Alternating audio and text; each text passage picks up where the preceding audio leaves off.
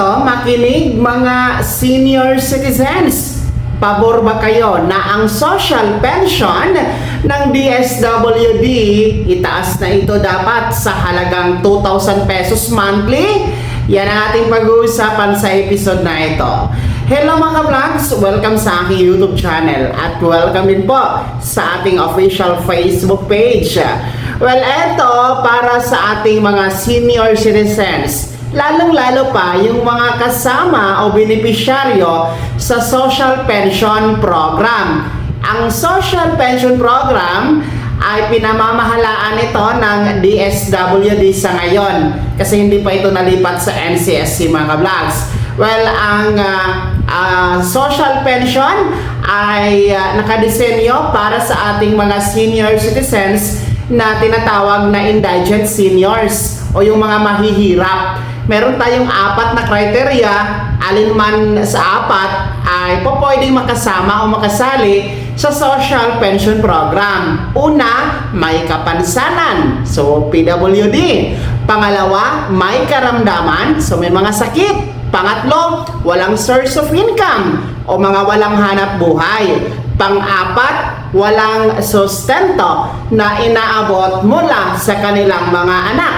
Sa alinman sa 4 na yan ang criteria at tinatawag na indigent senior citizens na kwalipikadong makakasama at pwedeng mag-apply sa Social Pension Program. Well, magkano nga ba ang matatanggap buwan-buwan under the Social Pension Program? Sa ngayon, 1,000 piso ito mga ka-vlogs, no? 1,000 monthly social pension. Pero ang payout kasi nito ay ginaganap every quarter. So, every 3 months. So, nagkakahalaga yan ng 3,000 piso. Kasi 1,000 pesos monthly times 3 months. So, 3,000 piso po yan. Minsan, hindi quarterly ang payout. Minsan, inaabot ito ng semi-annual o 2 quarter. And that is equivalent to 6,000 pesos. Pero dapat kasi quarterly yan na payout mga ka-vlogs. May mga instances lang talaga na na-delay. Well, sa buong taon, meron pong a total of 12,000 pesos ang makukuha ng benepisyaryo ng social pension, no?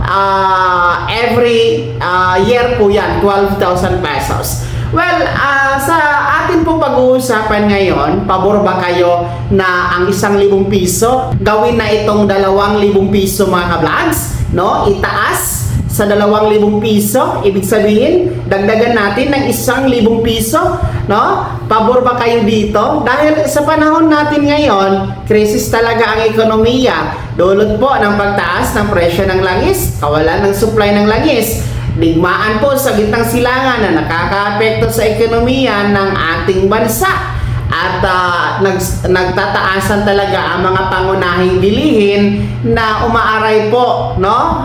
Kabilang na naaapektuhan ang sektor ng mga nakakatanda o ating mga senior citizens. Alam niya naman natin mga ka-vlogs na mga senior citizens wala na talagang trabaho, wala ng source of income. Yung iba umaasa lang sa kakarampot na tulong o sustento mula sa kanilang mga anak, no? May mga pensyon sa SSS, GSIS or PVAW, pero ang liliit naman, kulang na kulang pa rin. Buti sana kung walang sakit, walang maintenance sa gamot, hindi nagpapa-check up, di ba?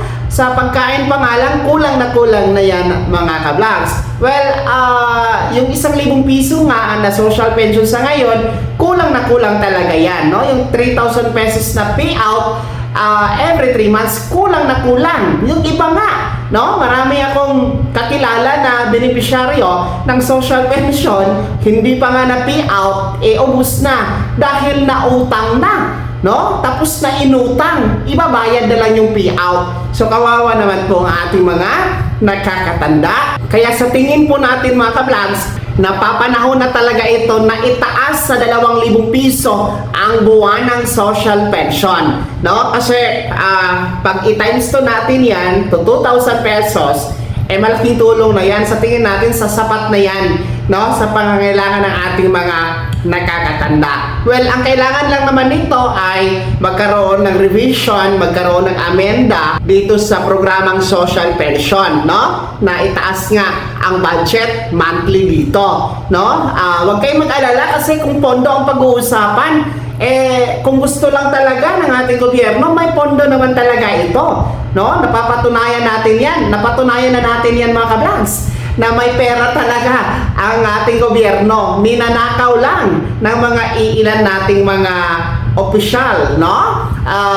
Atin yung napatunayan, no? Nung sumabog ang skandalo sa flood control projects mga kablans. Kaya may pera talaga ang gobyerno. Kung gusto, mabibigyan yan. No? Huwag na nating antayin muna yung Universal Social Pension Bill dahil medyo matagal pa yan, no? Hindi pa yan umuusad. Hanggang panawagan pa lang yan sa Kamara ngayon, no? And I think, ewan ko lang kung ito ba ay makakahabol bago magtapos ang 20th Congress. Pero itong social pension, since existing program na ito, kailangan lamang ng revision, ng amyenda, para po itaas sa 2,000 piso ang monthly social pension. Kaya itanong ko ulit sa inyo, mga lolo at lola, pabor ba kayo, no, na itaas sa 2,000 pesos ang monthly social pension? Ibahagi niyo po sa comment section na nasa baba, pakilakip ng buong pangalan at kung taga saan kayo. Maraming salamat sa pagtutok. God bless. Mag-ingat mga ka-vlogs.